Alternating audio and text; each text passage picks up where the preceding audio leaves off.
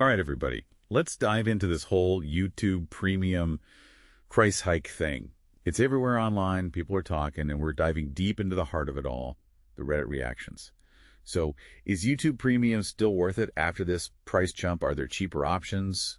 What's the deal? Yeah, it's a big question for a lot of people these days. What with all the streaming services out there, everybody wants a piece of your wallet. Exactly. And speaking of wallets, some Reddit users are saying this price hike is insane, like they're comparing it to their internet bills. One person even pointed out a 52% increase for a family plan in Norway.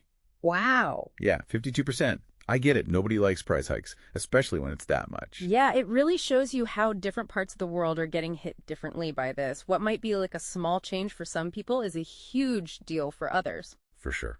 For sure.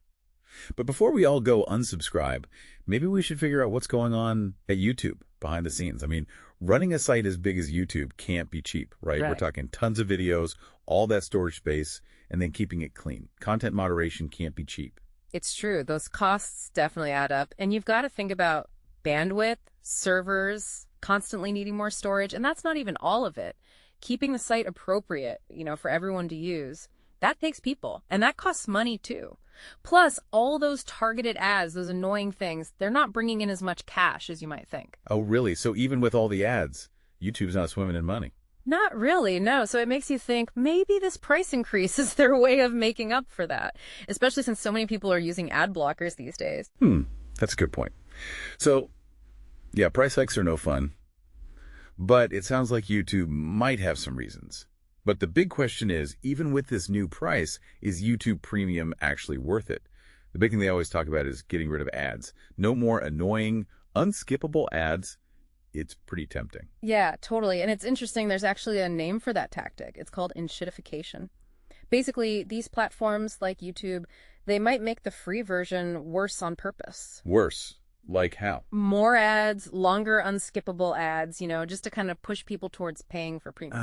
Sneaky. So they're hoping we'll get so annoyed that we'll just give in and pay. Exactly. But then again, a lot of people are saying that even with the higher price, YouTube Premium is still worth it just for that ad-free experience. Especially people who use it all the time or like watch on their TVs where ad blocking is harder. That's a good point. Those TV apps can be brutal with ads. Plus, don't forget about the family plan. That could make it more affordable. Right, if you split it with a few people, it comes out to like $4 or $5 each, which isn't too bad. Yeah, true. Okay, but it's not just about the ads, right? You get YouTube music, offline downloads, all that stuff. Yeah, the bundling thing, it's everywhere these days. But is that always a good thing? It depends. Sometimes you end up paying for a bunch of stuff you'll never use, Right. Some people are all about YouTube music, but others would rather just listen to their own music library. Totally. It's like, why buy the whole meal deal if you just want the fries? Yeah. Speaking of options, I saw someone talking about YouTube Premium Lite. Have you heard of that? It was like ad-free watching, but without all the extra stuff. Yeah, I think they discontinued that in most places. That's too bad. That sounds like it could be a good option for some people. But, one thing that's really impressed me is how people are coming up with their own solutions. Oh, yeah. Like what? Oh, all sorts of creative workarounds and stuff. People are using ad blocking extensions like uBlock Origin, that's a popular one, and browser add-ons like Sponsor Block. That one skips over those sponsored bits some YouTubers put in their videos. Yeah, Sponsor Block is really cool. It just shows you what's possible when people get together and build something themselves. Totally. It's like they said, fine, we'll do it ourselves. And then there are these modified apps like Revanced, SmartTube, all sorts of names. Those seem even more hardcore. You can block ads and even get background play on your phone. Right. Some of those are pretty advanced. It's important to remember, though, not all of these workarounds are created equal, Yeah, bad. YouTube's always trying to stay one step ahead. And honestly, some of them can be a bit much for the average person to figure out. Yeah, true. Thinking about all this, it's easy to forget that there are actual people making these videos we watch. Absolutely. And this price hike, even just using ad blockers, it affects them too.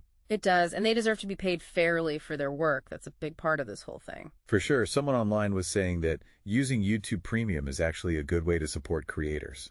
Interesting. Yeah, because you're paying for it directly, right? Right, and even when a video is demonetized, creators can still earn something from premium subscribers who watch it. Oh, that's good to know. It's like, we're not just paying to skip ads, we're paying to support the people who make the stuff we love. That's kind of cool. Exactly. It's a whole ecosystem, Platforms, creators, viewers, everyone's trying to figure it out. For sure, it's complicated.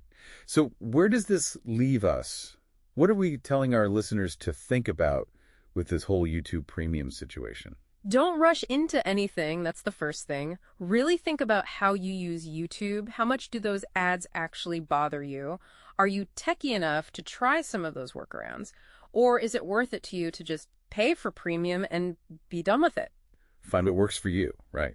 And hey, maybe this gets people thinking about other ways to support creators they like. Could be subscribing to Premium, could even be donating directly, or just telling everyone about their channel. Absolutely. That's what it's all about, right? Having these conversations and figuring things out together. Totally. Well said. Thanks for joining us for this deep dive into the world of YouTube Premium and all the changes going on. We'll be back soon with more deep dives into, well, whatever the internet throws at us next. See you then.